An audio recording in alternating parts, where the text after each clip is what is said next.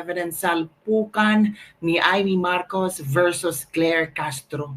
Pinagtawanan si Amy Marcos ni Claire Castro pero dinedma si Claire Castro ni Amy Marcos. Hindi pinatulan ni Amy Marcos si Claire Castro kasi alam ni Amy Marcos ang kalidad ni Claire Castro. Naku po mga kapibig, salpukang Amy Castro at Amy Marcos at Claire Castro, sino ang mananalo? Well, si Amy Marcos, dinedma naman si Claire Castro, di ba? So, eto kabibig ha, pinagtawanan pala kahapon. Opo. Wala, grabe naman. Pinagtawanan talaga. Presidential Communications Office Undersecretary Claire Castro merely laughed when asked if the administration considers a loss the withdrawal of Senator Amy Marcos. Parang tumawa lang si Claire Castro na sinabing si Amy Marcos daw ay ano ang masasabi nila na si Amy Marcos ay nawala sa alyansa ni BBM, mga kabibig. Oh. Nako po. Ito ano ba mangyari dito? Ito pala ang sinabi niya. Okay. Pakinggan natin mga kabibig ha, ang sinabi niya tungkol kay Senator Amy Marcos, ni Attorney Claire Castro. Ito na, pakinggan natin ha. May mga tanong kasi mga kabibig na dapat sagutin ni Claire Castro. Let's go. Amy Marcos a loss from the Alianza? You consider her? Pinatawanan lang kabibig. Wala po ako masabi. Hala.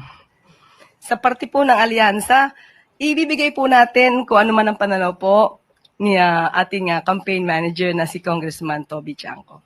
Hala, pinagtawanan lang ni Claire Castro si Amy Marcos. Grabe naman yan, mga kabibig. Tawang-tawa si natawa sa tanong kung nakakawalan ba si Amy Marcos, mga kabibig. Naku, ano kaya ang reaksyon ni Senator Amy Marcos hinggil dito? Naku, salpukan talaga to. Amy Marcos versus Claire Castro. So, Senator Amy Marcos, ano ang inyong reaction kay Claire Castro, Senator Amy Marcos? Ibirada mo te, makinig tayo. In the immortal words of my mother, Imelda Romualdez Marcos, to battle is human, to deadma is divine. Let's be divine. Hala, to battle is human, to deadma is divine. Hala. Title. In the immortal words of my mother, Imelda Romualdez Marcos, to battle is human, to deadma is divine. Let's be divine. Hala, naga po. Nako, ano kayang reaction ni Claire Castro to battle is is divine daw, yung didmahin mo yung taong yun. Ano bang problema niya, 'di ba? Kasi pinagtawa na merely lang. Ganun kasi ang reaction ni Claire Castro. Parang natural si Amy Marcos, natatawa na rin sa kanya, 'di ba mga kabibig? Ay, nako mga kabibig. Parang merong something na nararamdaman ako between Amy Marcos and Claire Castro. Baka magsabunutan ito later on. So, eto mga iba. Meron ko kitang video kanina lang. Ito. Ganyan po ang kanya magiging opinion kung ang kanyang mga nakausap ay ang mga Duterte supporters. Pero kung titignan po natin ang ibang mga experts, katulad po nila Justice Carpio, Attorney Butuyan, at yung ibang mga nagsasabi patungkol sa batas natin na RA 9851, maiiba po ang kanyang tingin sa nasabing issue. And sana po tignan niya rin po kung ano bang sinasabi natin. Wala tayong legal obligation, pero meron po tayong batas na sinasabi sa RA 9851. Ito may sinasabing prerogative na makipagtulungan sa Interpol, but still, meron tayong commitment sa Interpol. But again, ang sumusunod lang, ang gobyerno ay sumusunod lamang sa RA 9851. In relation to that, may we get ganyan po ang kanya magiging opinion. Yun ang mga komento ni Claire Castro. Parang sinabi ni Claire Castro, kasi palaging pinakikinggan ni Amy Marcos yung mga pro-Duterte. Hindi siya nakikinig sa mga ni Justice Carpio, ni Atty. Butuan. Natural, sarado ang utak ni Amy Marcos, mga kabibig. Nako, yan ang pasarin ni Claire Castro. Sarado ba talaga ang utak ni Senator Amy Marcos? Nako. Sino talagang presidente? Si Castro or si Marcos? Hindi ko alam, mga kabibig. Ay, nako. The worst spokesperson in the Philippine history from John M. Taasan. Wala ka namang balitang iba sa mamamayan, kundi puro na lang Duterte ang sinasabi mo. Kumusta na ba ang ekonomiya natin? Ang na-accomplish ng administrasyon, ano ba? From RJ Gutierrez Alcoy. Magpapresko naman kayo, ano ang plano ninyo sa napakamahal na mga bilihin? Ubos na ang oras at talino ninyo sa pagkipagtunggalian sa mga Duterte. Sayang ang panahon at oras. Marami pang mas mahalaga na dapat malaman at marinig. Nakakasawa ang boses at sinasabi mo, Mrs. Castro. Tama na yan, nakakairita ka na. Puro Duterte na lang ang bukang bibig nila. Di ba? Kapatid ba nito si Franz? Hindi po siya kapatid ni Franz Castro. Yung projects ng current administration naman pong itapin nyo, Ma'am Claire. Huwag puro impeachment at ICC at confidential funds.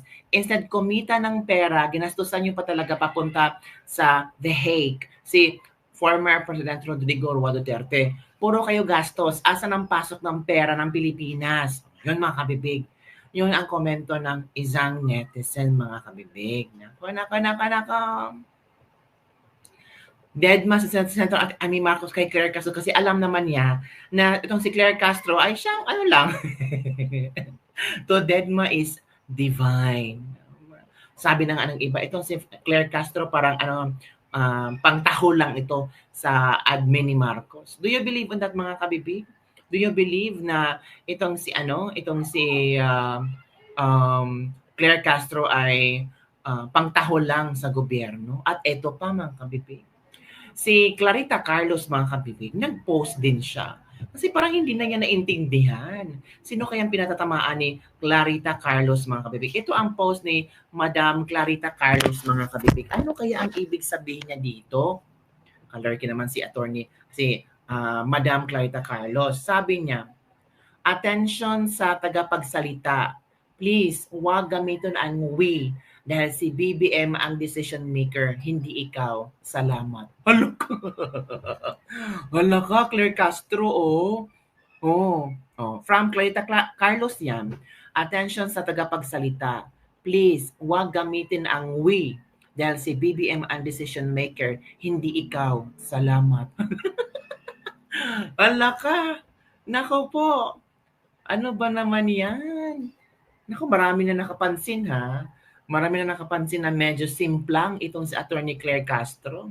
Ano kaya ang gagawin ni Madam F. Eliza Marcos dito?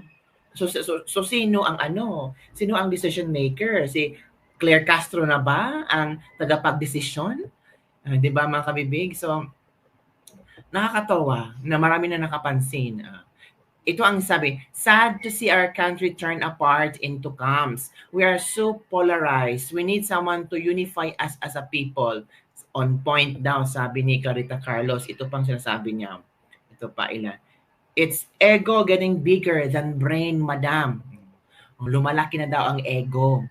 Aray, totoo naman, sabi dito. Boom, tama po, madam. We po, dahil group effort po nila, ma'am. The way siya magsalita, parang opinion niya lahat sinasabi. Tapos parang laging may kaaway. Actually, me daw po talaga yon. Medyo nahiya lang po siya. Kaya shinare niya lang naging we. My fault, my great fault by Auntie Claire. Well, she feels that she's so powerful right now.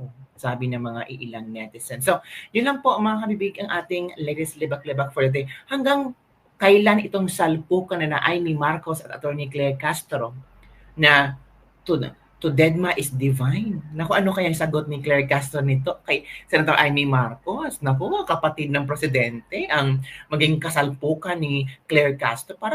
Parang mas matimbang ni BBM si Claire Castro kay Amy Marcos? What do you think, mga kabibig?